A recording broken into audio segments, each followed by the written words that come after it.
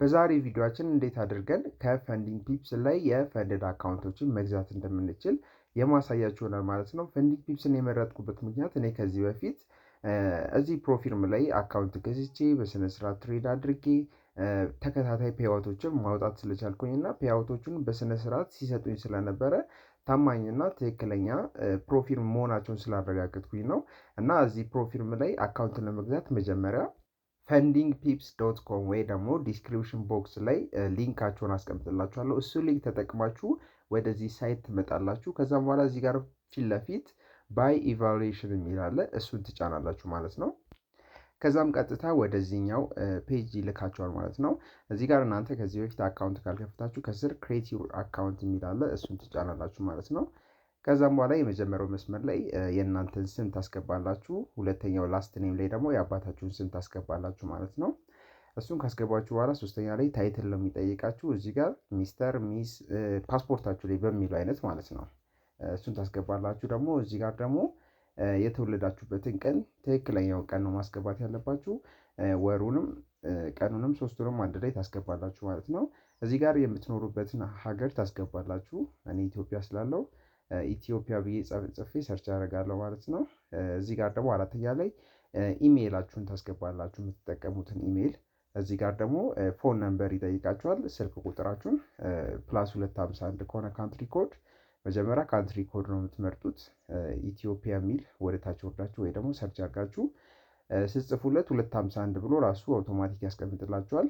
ከዛም እዚህ ጋር ስልክ ቁጥራችሁን 9 ብላችሁ ጀምራችሁ ያለውን ታስገባላችሁ ማለት ነው። እሱን ካስገባችሁ በኋላ ቀጣዩ ላይ ፓስወርድ ነው የምታስገቡት ማለት ነው። ይሄ ፓስወርድ ከላይ ላስገባችሁት ኢሜይል እና ይህንን እዚህ ጋር የምታስገቡትን ፓስወርድ ተጠቅማችሁ ነው ከዚህ በኋላ ሎጊን የምታደርጉት። ስለዚህ የሚሰራ ኢሜይል እና የሚሰራ ፓስወርድ ማስገባታችሁን እንዳትረሱ፣ ምክንያቱም ቀጣይ ሎጊን የምታደርጉት በዚህ ፓስወርድ ስለሆነ ማለት ነው። ከዛም በኋላ እዚህ ጋር ሪፈራል ኮድ ላይ የኛ ሪፈራል ኮድ ፊት ለፊት ስክሪን ላይ የተቀመጠውን እሱን ኮድ ማስገባት ትችላላችሁ ማለት ነው። እሱን ካስገባችሁ በኋላ ከስር እነዚህ ሶስቱን ራይት ታደርጋላችሁ። ከዛም በኋላ ጌት ፈንድድ ትሉታላችሁ ማለት ነው። እኔ ኦልሬዲ ከዚህ በፊት የከፈኩት አካውንት ስላለኝ ሳይኒን አድርጌ አካውንት እንዳለው ሰው ሎጊን አድርጌ ይገባለሁ ማለት ነው። እናንተ ግን አካውንት እንደከፈታችሁ እዚህ ጋር ኢሜይላችሁ ላይ ኮንፊርም እንድታደርጉ ይልክላችኋል ማለት ነው። ቀጥታ ኮንፊርም ትሉታላችሁ እዚህ ጋር ኢሜይላችሁ ውስጥ ገብታችሁ ማለት ነው። ከዛም ኮንፊርም ካደረገላችሁ በኋላ ነው መታችሁ ሳይኒን የምታደርጉት ማለት ነው። እዚህ ጋር ኢሜይላችሁን እና ፓስወርዳችሁን አስገብታችሁ ማለት ነው። ከዛም በዚህ መልኩ ወደ ፈንዲንግ ፒፕስ ዳሽቦርድ ይወስዳችኋል ማለት ነው። እዚህ ጋር ያው ከዚህ በፊት የገዛችሁትም አካውንት ስለሌለ ጽድት ያለ ንጹህ ዳሽቦርድ ነው የምታገኙት ማለት ነው። እዚህ ጋር የተለያዩ እንትኖች አሉ። ከነሱ ውስጥ የመጀመሪያው ፕላስ የሚለውን ስትጫኑት አዲስ ቻሌንጅ መግዛት የምትችሉበትን ፔጅ ይከፍትላችኋል ማለት ነው። ከዛም መጀመሪያ ቻሌንጅ ታይፕ የሚለው እዚህ ጋር 1 ስቴፕ 2 ስቴፕ እና 0 የሚል ሶስት አይነት የቻሌንጅ ታይፖች አሏቸው። ከነሱ ውስጥ እኔ ማሳያችሁ የ2 ስቴፕ አካውንት አገዛዝ ነው።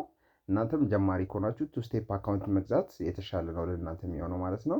እዚህ ጋር ደግሞ ሞዴል የሚለው ላይ ፈንዲንግ ፒፕስ እና ፈንዲንግ ፒፕስ ፕሮ የሚል አለ። ከዚህ ላይም እናንተ መምረጥ ያለባችሁ ፈንዲንግ ፒፕስ ብቻ የሚለውን ነው። ፈንዲንግ ፒፕስ ፕሮ ድሮ ዳውኑ በጣም አነስተኛ ነው። ብዙ ወጣ ያሉ ህጎች ስላሉት እናንተ ኖርማል ፈንዲንግ ፒፕስ ፕሮ ስለሆነ ፈንዲንግ ፒፕስ የሚለው ስለሆነ እሱን ነው መምረጥ ያለባችሁ። ፈንዲንግ ፒፕስ ፕሮ የሚለውን ዝላሉት። ትንሽ የዋጋ ቅናሽ ሊኖር ይችላል፣ ግን ያው የዋጋ ቅናሽ በሚኖርበት ሰዓት ላይ የሚጨመርባችሁ ሩሎች ስላሉ ጥሩ አይደለም። ሶስተኛ ደግሞ እዚህ ጋር ፕሮፊት ታርጌት ያስመርጣችኋል። ፕሮፊት ታርጌታችሁን ከፍ ካለ የተወሰነ ዶላር ቅናሽ ታገኛላችሁ ከምገዙት አካውንት ላይ ማለት ነው። ነገር ግን ኖርማል 8% መጠቀም ከፈልጋችሁ በትክክለኛ ዋጋ መግዛት ትችላላችሁ ይላችኋል። እናንተ እዚህ ጋር ያላችሁ ዶላር በጣም አነስተኛ ከሆነና ለመሙላት እየተቸገራችሁ የምገዙ ከሆነ ይህንን ማድረግ ትችላላችሁ። ነገር ግን ኖርማል ገንዘቡን ማውጣት የሚችሉ አይነት ሰዎች ከሆናችሁ 8%ቱን ገዝታችሁ ቶሎ ለማለፍ ብትሞክሩ የተሻለ ነው ማለት ነው። እዚህ ጋር ደግሞ ስዋፕ ፍሪ የሚል አለ። እናንተ ስዋፕ ፍሪ የሚለውን እኔ ነው ስዋፕ ያለውን ነው ገዝቼ የማሳያችሁ። ስዋፕ ፍሪ ከሆነ ግን የተወሰነ ዶላር ጭማሪ ታደርጋላችሁ ማለት ነው። እዚህ ጋር ደግሞ አካውንት ሳይዝ 5K እስከ 100K አለ። እናንተ የምትፈልጉት ትመርጣላችሁ። እንዲሁም ፕላትፎርሙን ሜታ ትሬደር 5 ታደርጋላችሁ ማለት ነው። ከዛም እዚህ ጋር ከላይ ቢሊንግ አድሬስ ይጠይቃቸዋል። እዚህ ጋር ኖርማል አካውንት ስትከፍቱ የሞላችሁት ስም ካንትሪ ተጽፎ ታገኙታላችሁ። እዚህ ጋር እናንተ የምታስገቡት ቢሊንግ አድሬሱን ነው ማለት እናንተ የምትኖሩበትን የአካባቢ ስም ስትሪት ስም ታስገባላችሁ። እንዲሁም ሲቲ ላይ ደግሞ ያላችሁበትን ከተማ፣ ዚፕ ላይ ደግሞ ዚፕ ኮዳችሁን አዲስ አበባ ከሆናችሁ 1000 ነው። ሌላ ሀገር ከሆናችሁም የራሱ ሀገር ፖስታል ኮድ ይኖራል።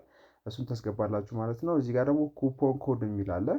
ኩፖን ኮድ ማለት ያው ዲስካውንት ኮድ ነው። እዚህ ጋር አዲስ ገዢ ከሆናችሁ ሄሎ ብላችሁ ካስገባችሁ ማለት ነው 20% ዲስካውንት ታገኛላችሁ አካውንት ስገዙ ማለት ነው።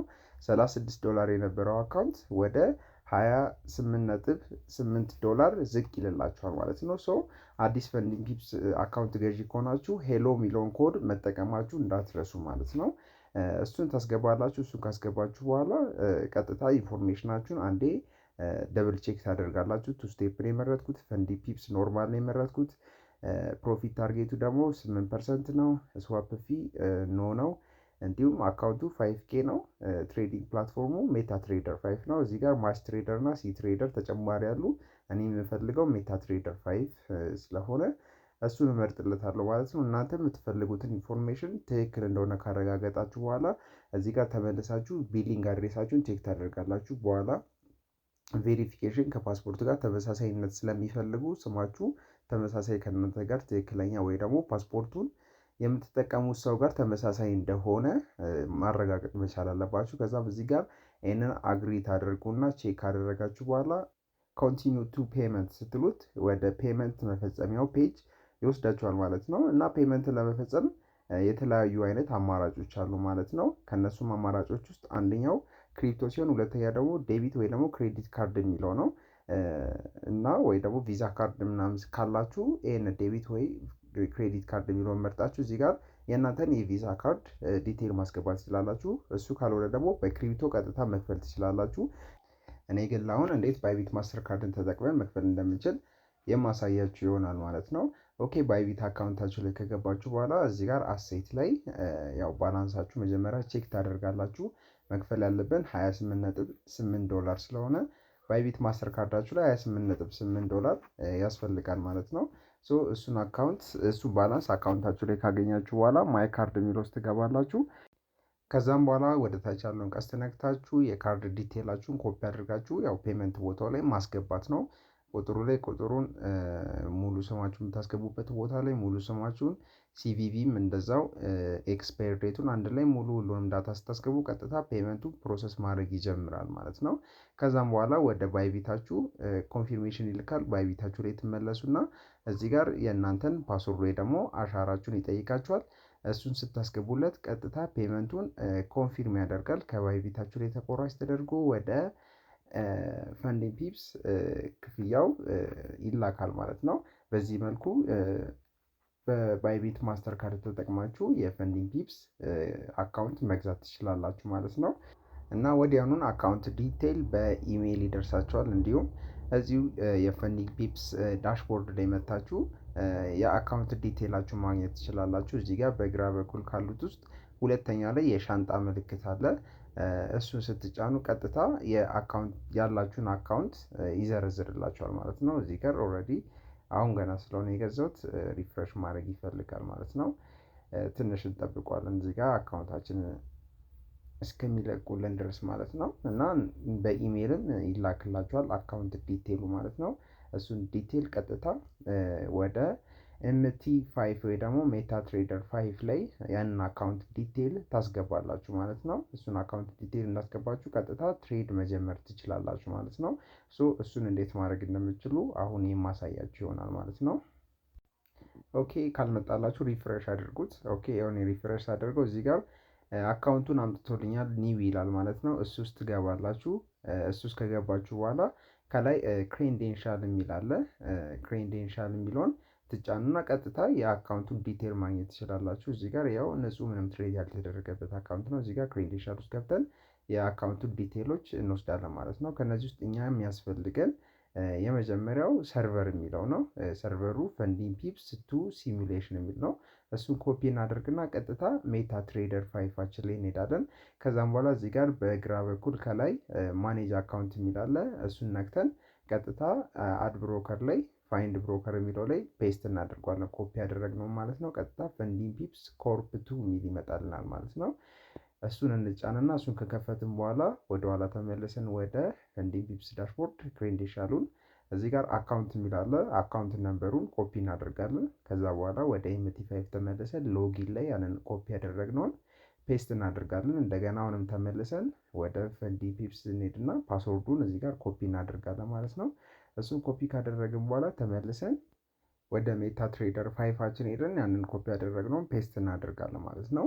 እያያችሁ መጻፍ እዚህ ጋር አስቸጋሪ ሊሆን ይችላል። ፓስወርዶቹ በጣም ኮምፕሌክስ የሆኑ ካራክተሮችን ሲምቦሎችን የያዘ ስለሆነ የሆነ ቦታ ላይ ካፒታል ስሞል ወይ ከተሳሳታችሁ እምቢ ሊላችሁ ይችላል። ስለዚህ እያንዳንዱን ነገር በስነ ስርዓት ኮፒ ያደረጋችሁ ማስገባታችሁን እንዳትረሱ። እንዲሁም ፈንዲንግ ፒፕስ ኮርፕ 2 ወይ ደግሞ ፈንዲንግ ፒፕስ ሲሙል SIM 2 የሚለውን እንደሆነ ቼክ አድርጉ። ፕላትፎርሙ ማለት ነው። ብዙ ጊዜ ፕላትፎርም ላይ ሰርቨር የሚለው ላይ ፈንዲንግ ፒፕስ ኖርማሉ ከሆነ ላይሰራላችሁ ይችላል። ፈንዲንግ ፒፕስ 2 SIM የሚለውን ነው መምረጥ ያለባችሁ ማለት ነው።